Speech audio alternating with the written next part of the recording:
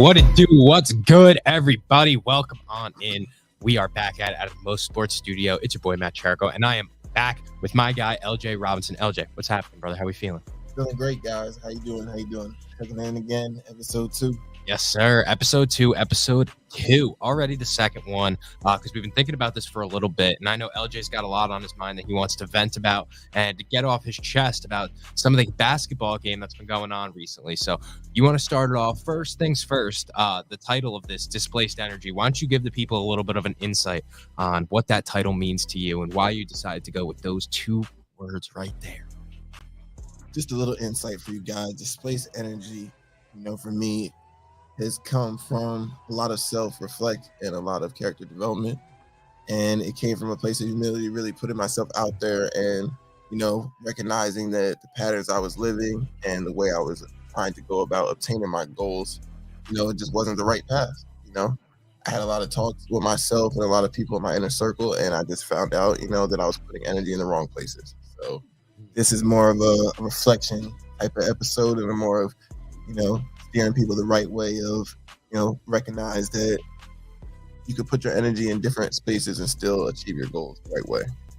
Okay. So talk to me a little bit about what it took to recognize that and how all of a sudden you kind of flipped that switch, because a lot of people kind of get themselves in this rut and this toxic kind of cycle that they keep looking for more and they keep kind of clinging on to these people that are just dragging them down. What did it take for you to recognize, hey, I need to cut this off if I want to hit this next level of where I'm trying to be?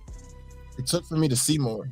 I had to see more to be more. And I know that's kind of a cliche phrase, but I had to fully invest in myself and take myself outside of what I used, to grow up around, change my environment, change the people I saw on a daily. And the turning point for me was probably when I took a trip to Spain. And through my own personal work, I had a friend that I went to college with that also was a foreign student from Spain, got linked up with a foreign training company. And these people don't know me from a grain of salt. They see pro players all throughout the year from all over the country, and this is my first time ever being in front of a pro trainer.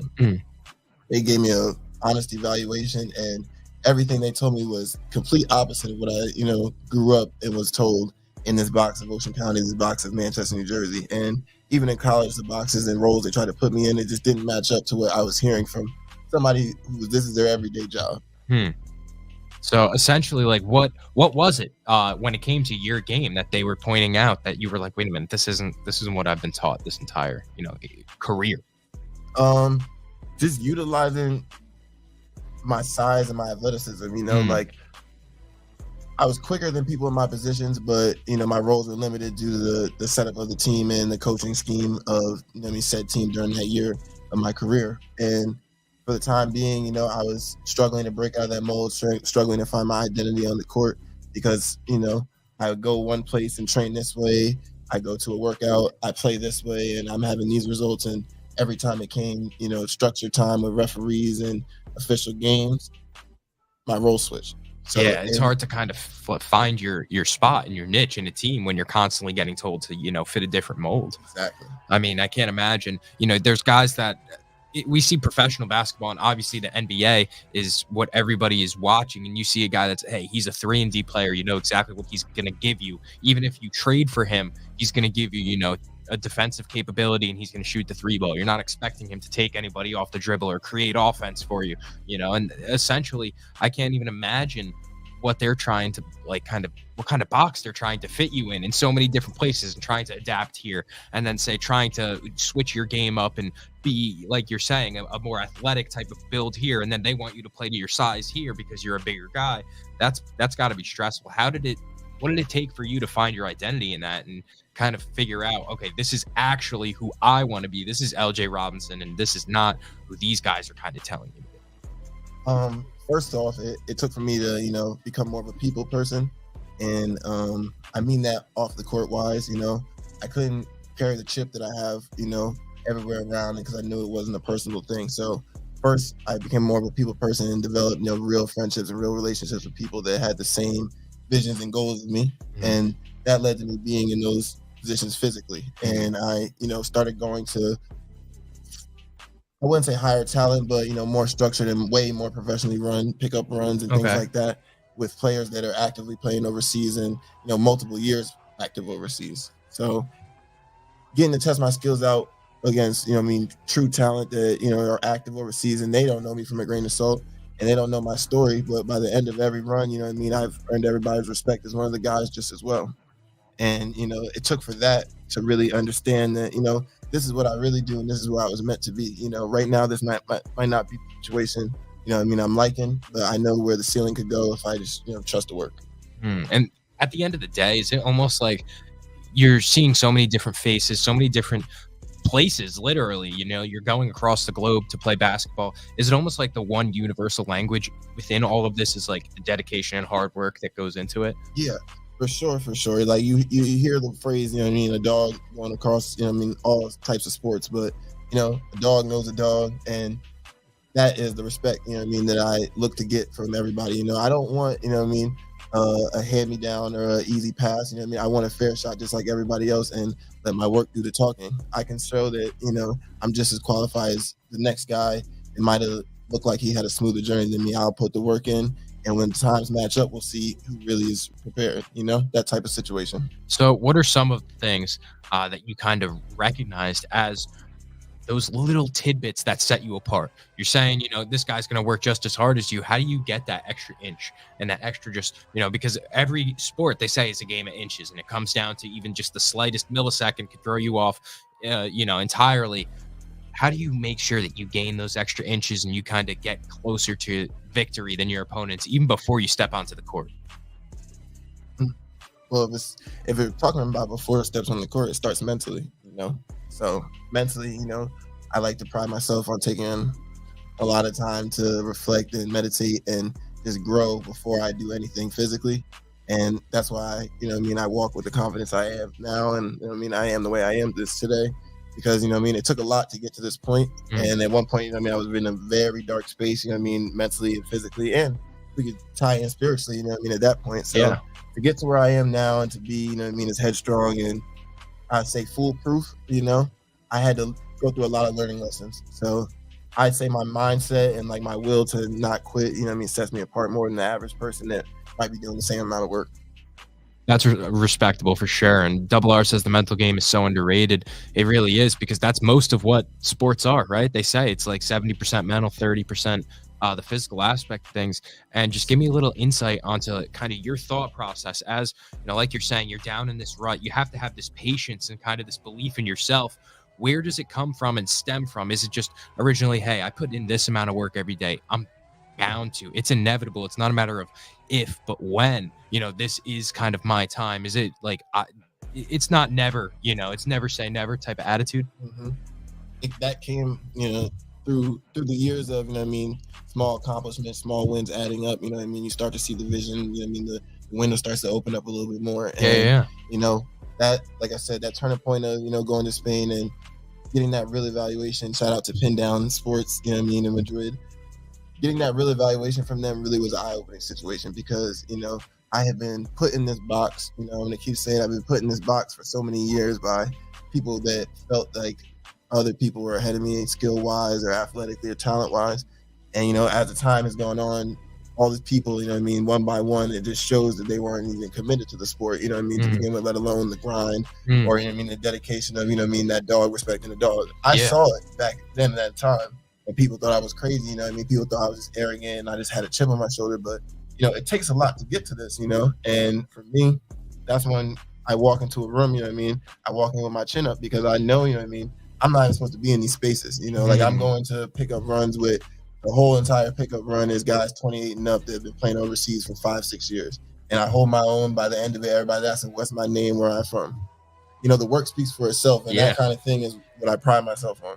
Yeah. And another part of the mental aspect, you say, how heavily, as long as your belief in yourself, there's almost like a nothing to lose type of attitude. Yesterday, the Green Bay Packers, now they lost the game, but they came into it, and Matt LaFleur said, hey, we're not even supposed to be here. Just like you said, I'm not even supposed to be here, but I'm going to give it my all, and here's what I got. How do you keep that mental composure and kind of play that underdog role and use it to your advantage?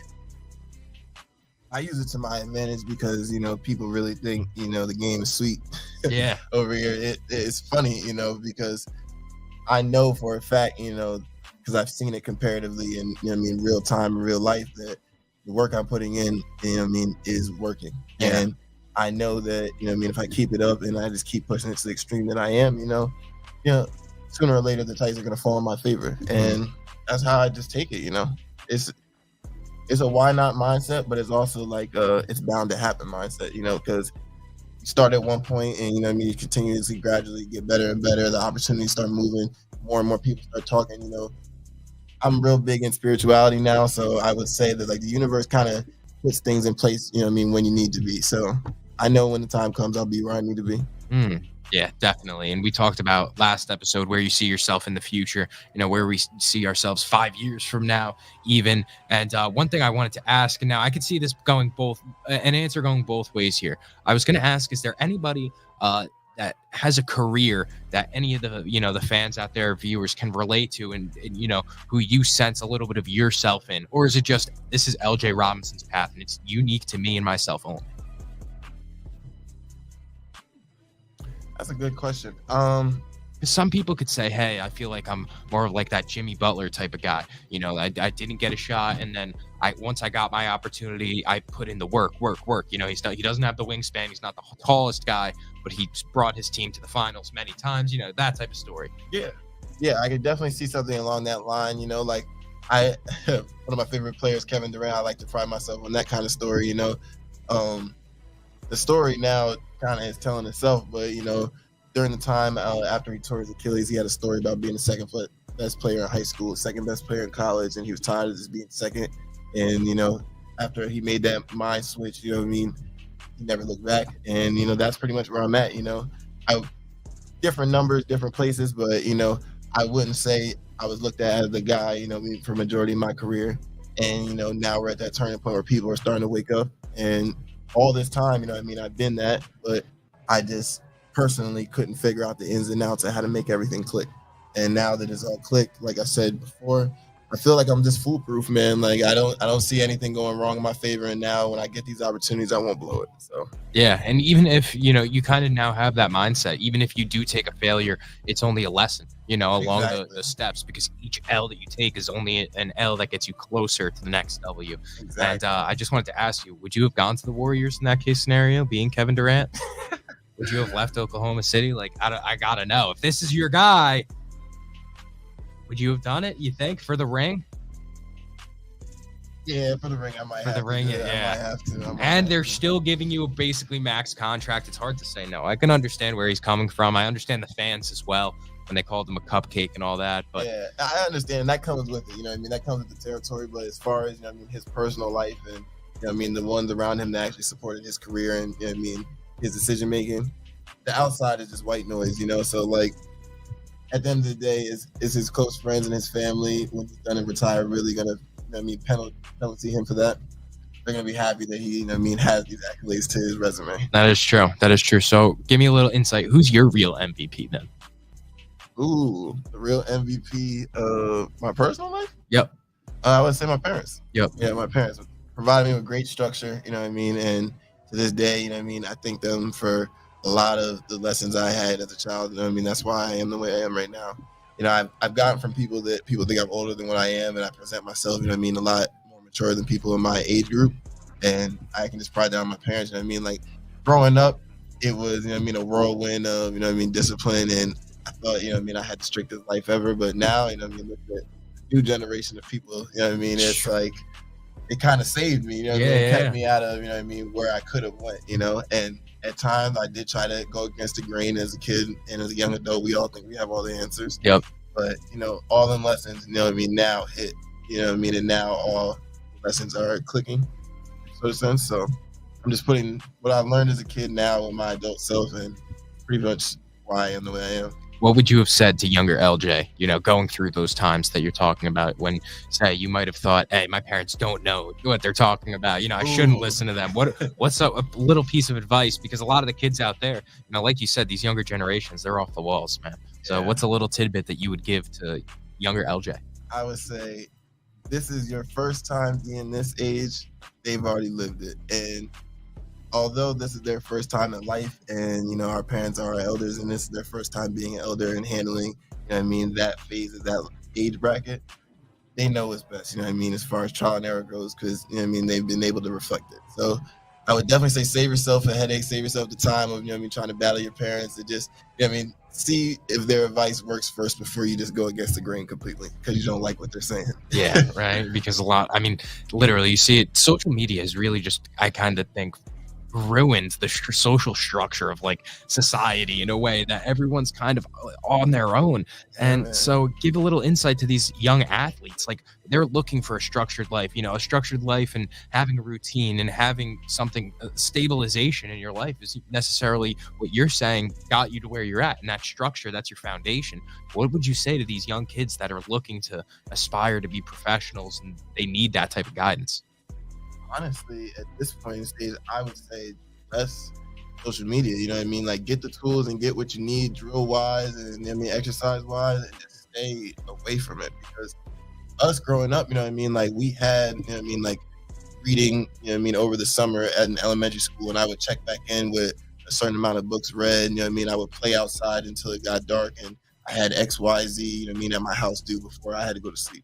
Nowadays, I've seen it, kids are on their tablets or their iPads or their iPhones sun up to sundown. There's literally no time to exercise. There's no time to be active. There's no time to even work your brain or your body. So I would say, less focusing on being accepted in the media space and being popular on social media, and more about, being ready physically for your sport. Because what you do talent-wise with your body and athletically, that's your brand. And the cameras will follow. Now we're in a sense where media is everything. Everybody has a highlight tape. Yeah. Schools are now partnering with videographers, for whole season packages and things like that. So the cameras will always be there. I would say, for the younger kids now, just focus on your craft and stay away from social media, because it's it's a tricky slope.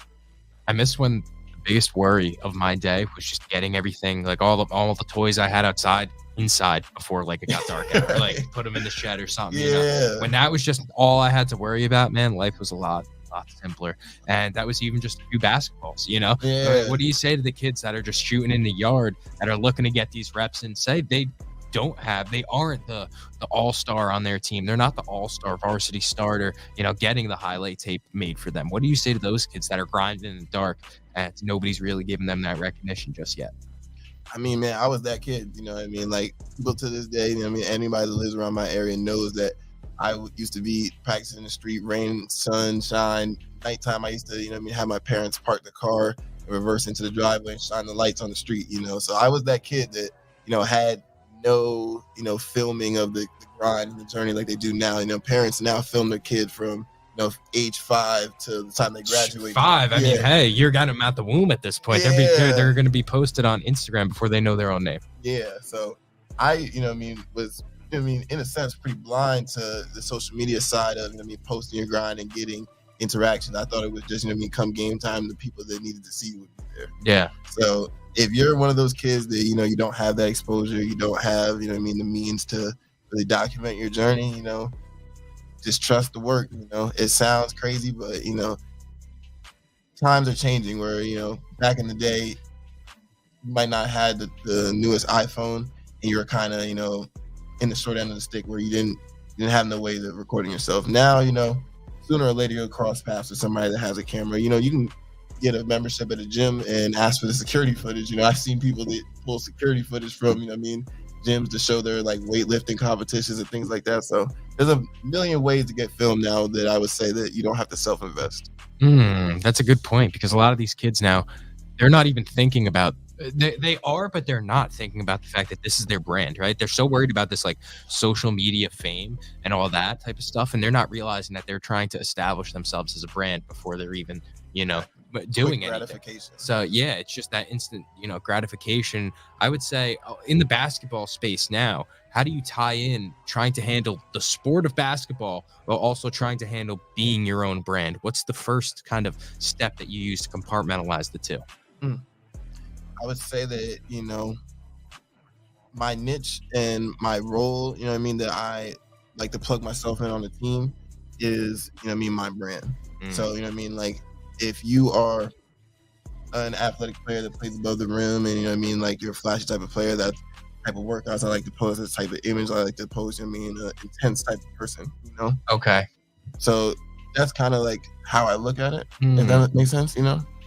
I like that because it kind of complements your style of play. You know, it gives the aesthetic that I like that. If you're an explosive, you know, above the rim type of guy, I get that, like a Russell Westbrook type of mentality. Yeah, too. there was a trending. There's been a trending thing on Twitter for a little bit of time with Paul George and like the Erykah Badu remix about how smooth he is, and it's like the J. Cole "Too Close for Intro" cover. Yeah.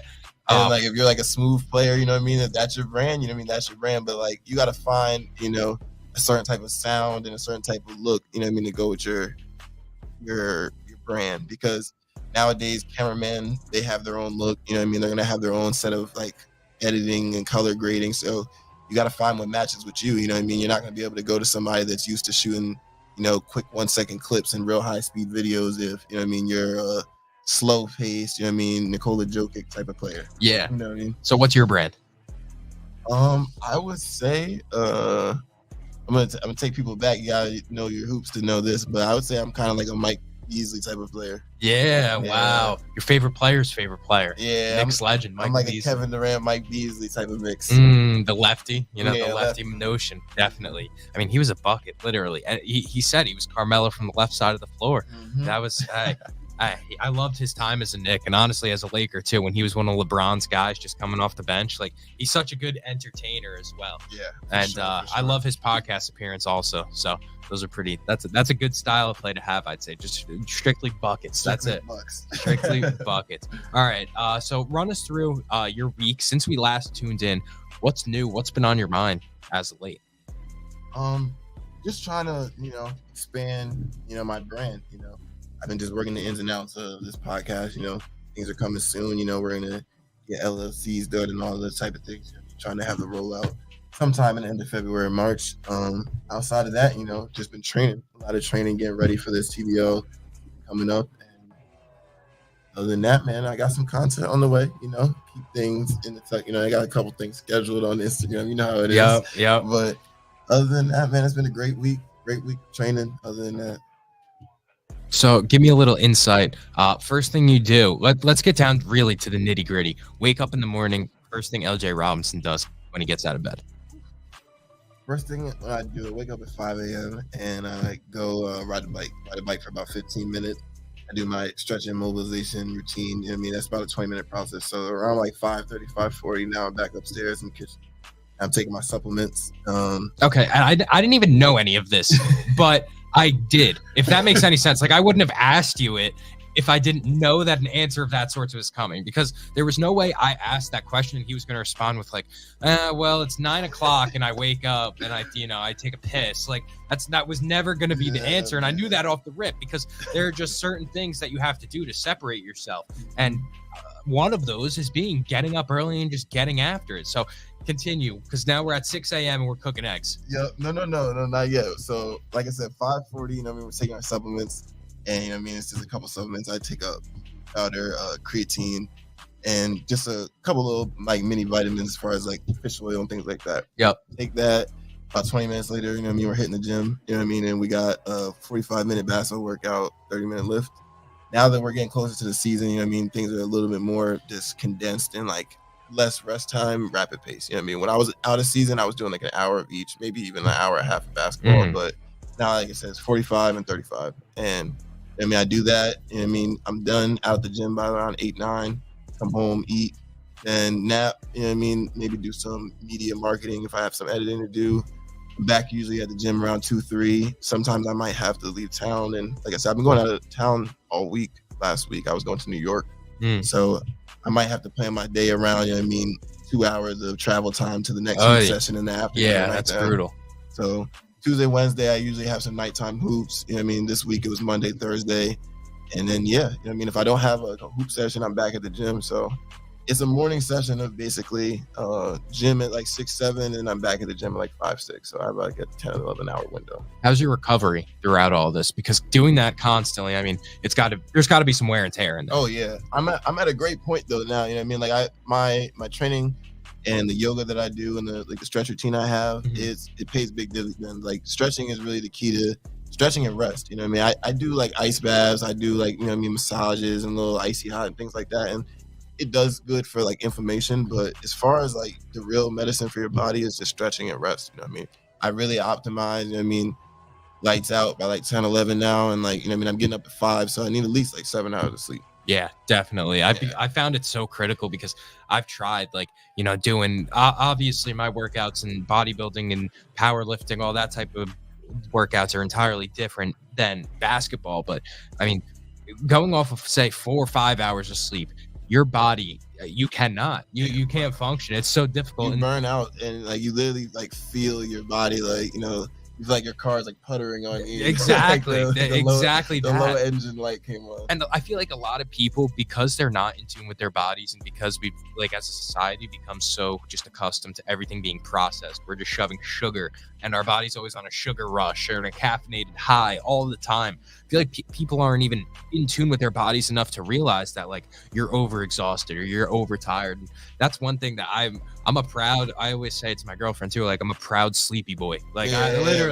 bro. Like, one thing about me is like I'm gonna take a nap or get my sleep because just the rest is that important. Because performing at a high level in the gym, on the court, it doesn't just happen if you lack a little bit in the recovery process. Even in the slightest bit, you're gonna feel. When you get full recovery, you know it, Exactly. right? What's it feel like? Say even in your legs, when you get that full recovery and you're like, oh, I'm here today. I'm feeling good. That's literally it, man. Like you can tell and feel when your body's got optimum sleep when you actually get on a good sleep routine. And now, like you said, you probably feel it too. Like it's to a T where like if you don't get enough sleep, like you'll feel sore in certain parts of your body, and certain like bones and muscles are aching a little bit more than usual. And it's just like your body's telling you, you know what I mean? Like you need to charge up a little bit more. We need to relax for sure. We need to relax. So run me through, what's the rest of your Sunday going to be like? Post episode, your workouts and everything, work is done for the day. What's LJ's kind of decompression time look like when it comes to, the nighttime? Just consuming some more basketball. I'll probably catch up on a couple of these NBA player podcasts. You know, I like to hear their perspective of the game myself. You know what I mean? Take little bits and pieces of how I can, you know what I mean, narrate my lane in my podcast world. But yeah. Outside of that, man, I got some dinner coming up around like 7, 8. It's just gonna be a calm Sunday evening. Who's your favorite podcast to listen to right now? I gotta go with 3. I can't go top. Yeah. Okay. But top 3 right now, probably $1 million worth of game. Okay. Podcast P, and probably the Pat Bev Pod. Pat Bev Pod is good. Yeah, Pat Bev Pod is good. Boy Rome. I feel like I gotta throw It Is What It Is in there just because they cover everything. Like they're just they're hysterical. Like, but then again, I like the mix because the entertainment side of it is in there, and then you also get your basketball knowledge, right? You get like people actually dissecting the game. And that's just 3, like I consume a lot. I watch like All the Smoke with Kevin Garnett and Paul Pierce. You know what I mean? JJ Redick has a podcast. Trae Young has a podcast. Like I watch all of them, but if I had to pick 3, those are probably my top 3. I'd like rotate around. And what do you look for, when you're listening to these pods? What are little tidbits that kind of stick with you, or even just little points that you're looking for along the way? Just to understand, you know what I mean, their professionalism and how they go about, you know what I mean, getting this information out of people. You know what I mean? Like if I'm gonna, you know what I mean, be in this space, you know what I mean, it can't just be me repeating stuff verbatim off a note sheet. Like they're telling a story, they're grasping the audience, and like they have a way of, you know what I mean, just, I guess the word could be just captivating people, you know what I mean, and however type of humor, like entertainment they're doing. And like that's what I try to take bits and pieces of, you know what I mean? Like $1 million worth of game, like you said, it's like real world entertainment. They have rappers, they have real world people, they have athletes sometimes. But then in my own personal lane, basketball, I'm watching several different players of several different teams, and that's so many different egos and energies mixed in different podcasts, and that's what I just kind of take in. Have you ever seen kind of one of these guys and they give a point and you're like, wow, that really kind of opened my eyes as to something I should be looking out for when it comes to my basketball career? Like Kevin Garnett, believe it or not, in this off season of this past year, I really took something from him that he spoke about on one of his podcasts, and he said that every morning he went to the beach or he was around water, and it just calmed his mind, and it just really like helped him start the day on a surreal type of calm pattern, if that makes sense. You know what I mean? So personally, the lake right around the corner from here, I literally ran to the lake every morning for a whole summer. You know what I mean? Like 60 days straight. Yeah. Every summer, every morning I woke up, you know what I mean, went to the lake, stretched there, and then drove, you know what I mean, to the gym. And like that's how I started. And like that was the start of like the mental change. You want to know something crazy? And this is throwing it all the way back. And obviously, Kim Chan, right? Yeah. From Manchester. Shout out Kimmy Chan. Kimmy Used Cars on Facebook. Make sure to check him out. Purchase a car from him. Tell him I sent you. Most Sports sent you. But anyways, Kim, when he first moved here from China, right, he had a little translator. And I remember one of the first things in 5th grade that we had to do was like find a poem that kind of related to us. This was one of the first days of 5th grade. And I sat right next to Kim. And I'm sitting there and I'm like, yeah, I'm going to try to talk to this kid. I have no idea what to say. But I'm like, yeah, well, I basically like gesture, like, what does yours say? And he types in, and it was a Chinese poem. And all it's translated to was be like water. Mm-hmm. And that's exactly, just be like water. And I didn't understand it one bit. And then he said it in the t-shirt. She went crazy and she was like, that is incredible, because when they looked back and read it a little bit deeper, it's because water, no matter what you put it on, it transforms to whatever environment it goes through. If water is flowing, it's flowing, it's at a steady state. You can control water and put it anywhere, and that's what it'll turn to. If it's just sitting in a glass, it's going to transform and sit in that glass. And that's essentially what you have to be like. And I feel like that relates a lot to the mindset of Kevin Garnett, in a sense of just, you have to be like water and just adapt and kind of spread yourself to any environment and just make it your home. Because when you kind of when it's always your home court, how can you really lose, right? When it's always your home environment, I feel like there's just never a state where you're uncomfortable. Just the pressure is never on you. It's always in-house at that point. I agree 100%. All right. Anything else you want to get off your chest here before we wrap up this little episode 2? No, man. I feel like this was a great space we had today. You know what I mean? Got a lot of things covered, got a lot of things off my chest. Anything that you have, anything off your chest? I really think, I think Baker Mayfield wins this game. I don't know what happened since we've been live, but I really am hoping that Big Bake is taking one here. What's the most recent update? Let's see. I mean, it is, it's 17. Oh, no, it's not. They're down, but they got the ball 31-17. I was rooting for Bake, but we'll say 5 minutes left if he can make something happen in this game. Who are you rooting for, Chiefs, Bills wise? Anybody? Are you with the Swifties and, rooting for Patrick Mahomes and the Chiefs and them? Or are we rocking with Josh Allen and the Bills?